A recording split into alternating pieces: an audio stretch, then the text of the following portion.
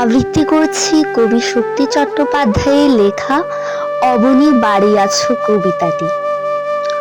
দুয়ার এঁটে ঘুমিয়ে আছে পাড়া, কেবল শুনি রাতের কড়া নাড়া। অবনী বাড়ি আছো।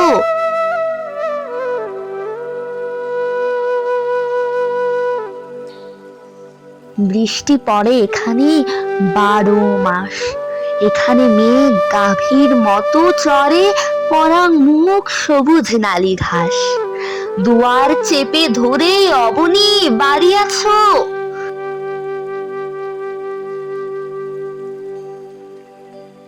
আধে কলিন হৃদয়ে দূরগামী ব্যথার মাঝে ঘুমিয়া পড়ি আমি। সহসা শুনি রাতের কড়া নাড়া, অবনী বাড়ি আছো।